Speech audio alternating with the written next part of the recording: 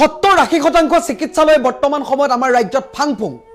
চিকিৎসাৰ নামত কেৱল মাত্ৰ চিকিৎসালয়ৰ বিল্ডিংবোৰ ভালদৰে ৰং পেইণ্ট কৰা হৈছে ভিতৰত ফপৌপ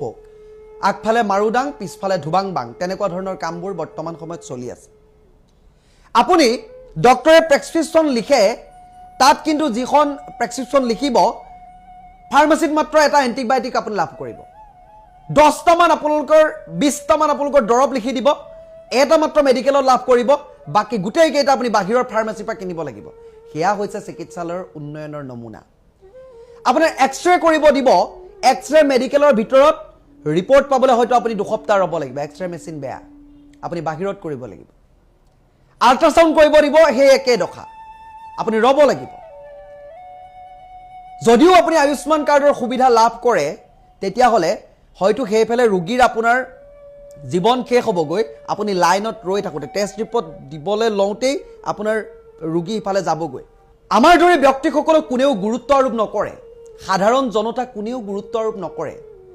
তেখেতলোক যেন মানুহ নহয় তেনেকুৱা ধৰণৰ ব্যৱহাৰবোৰ কৰে আপুনি নাৰ্ছ বা ডাক্তৰক এটা কথা সুধিব নোৱাৰে তেখেতলোকে যেনেকুৱা গেগনি মৰা কথা ক'ব আপোনাৰ ভয়তে বুকু কঁপিব হাৰ্ট এটেক আহিব আপোনাৰ আপুনি প্ৰেছক্ৰিপশ্যনৰ কথা সুধিব আয়ুষ্মান কাৰ্ডৰ কথা সুধিব আপোনাক জেংকা মাৰি কথা ক'ব যেন আপুনি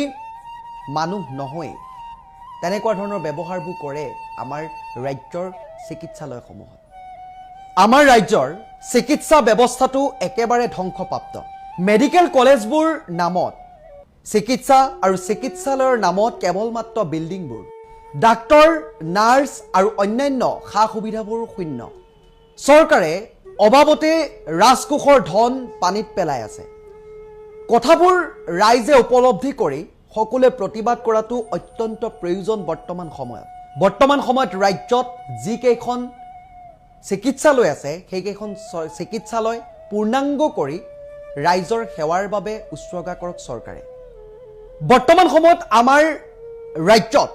সাধাৰণ জনতাৰ যেন জীয়াই থকাৰ অধিকাৰেই নাই আমাৰ যদি কিবা এটা ৰোগ হয় আমি নিজেই ভুক্তভোগী আমি পাই আহিছো আমাৰ দৰে ব্যক্তিসকলক কোনেও গুৰুত্ব আৰোপ নকৰে সাধাৰণ জনতা কোনেও গুৰুত্ব আৰোপ নকৰে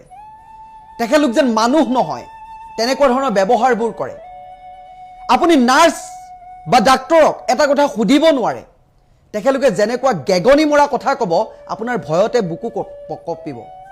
হাৰ্ট এটেক আহিব আপোনাৰ আপুনি প্ৰেছক্ৰিপশ্যনৰ কথা সুধিব আয়ুষ্মান কাৰ্ডৰ কথা সুধিব আপোনাক জেংকা মাৰি কথা ক'ব যেন আপুনি মানুহ নহয় তেনেকুৱা ধৰণৰ ব্যৱহাৰবোৰ কৰে আমাৰ ৰাজ্যৰ চিকিৎসালয়সমূহত 70-80% চিকিৎসালয় বৰ্তমান সময়ত আমাৰ ৰাজ্যত ফাংফুং চিকিৎসাৰ নামত কেৱল মাত্ৰ চিকিৎসালয়ৰ বিল্ডিংবোৰ ভালদৰে ৰং পেইণ্ট কৰা হৈছে ভিতৰত ফপৌপ আগফালে মাৰুদাং পিছফালে ধুবাংবাং তেনেকুৱা ধৰণৰ কামবোৰ বৰ্তমান সময়ত চলি আছে আপুনি ডক্টৰে প্ৰেছক্ৰিপশ্যন লিখে তাত কিন্তু যিখন প্ৰেছক্ৰিপশ্যন লিখিব ফাৰ্মাসীত মাত্ৰ এটা এন্টিবায়োটিক আপুনি লাভ কৰিব 10টা মান আপোনালোকৰ 20টা মান আপোনালোকৰ দৰৱ লিখি দিব এটা মাত্ৰ মেডিকেলত লাভ কৰিব বাকি গুটেই কেইটা আপুনি বাহিৰৰ ফাৰ্মাসীৰ পৰা কিনিব লাগিব হেয়া হৈছে চিকিৎসালয়ৰ উন্নয়নৰ নমুনা আপোনাৰ এক্সৰে কৰিব দিব এক্সৰে মেডিকেলৰ ভিতৰত ৰিপৰ্ট পাবলৈ হয়তো আপুনি 2 সপ্তাহ ৰব লাগিব এক্সৰে মেচিন বেয়া আপুনি বাহিৰত কৰিব লাগিব আল্ট্ৰাসাউন্ড কৰিব দিব হে একে দখা আপুনি ৰব লাগিব যদিও আপুনি আয়ুষ্মান কাৰ্ডৰ সুবিধা লাভ কৰে তেতিয়া হলে হয়তো হেইফালে ৰোগীৰ আপোনাৰ জীৱন শেষ হ'বগৈ আপুনি লাইনত ৰৈ থাকোতে টেষ্ট ৰিপৰ্ট দিবলৈ লওঁতেই আপোনাৰ ৰোগী ইফালে যাবগৈ অপাৰেশ্যন ৰুমত সোমাবলৈ হ'ব সেইখিনি সময়ত এনেকুৱা এখন প্ৰেছক্ৰিপশ্যন দিব আপোনাৰ জীৱ বাহিৰ হৈ যাব আমাৰ সাধাৰণ জনতা জীৱনবোৰ ইমান সচ্ছল নহয় আমি মানুহবোৰ ভগৱানৰ ভৰসাত থাকিব লগা হয় ভগৱানে যদি ৰাখে জীয়াই থাকিম যদি ভগৱানে নাৰাখে আৰু যাবগৈ লাগিব কাৰণ চিকিৎসালয়ত গৈও চৰকাৰী চিকিৎসালয়ত ৰাজকোষৰ ধনেৰে পৰিচালিত চিকিৎসালয়ত গৈও আমাক দুৰ্ব্যৱহাৰ কৰা হয় কেৱল মাত্ৰ পইচাকেই থাকে কোনো কাৰণত যিমানেই নকক লাগিলে চিকিৎসা খণ্ডৰ উন্নয়ন হৈছে উন্নতি হৈছে যে পৰ্যন্ত মন্ত্ৰী বিধায়ক নেতা পালি নেতা যেতিয়ালৈকে চৰকাৰী চিকিৎসালয়তে চিকিৎসা কৰাটো বাধ্যতামূলক বুলি কাম নকৰিব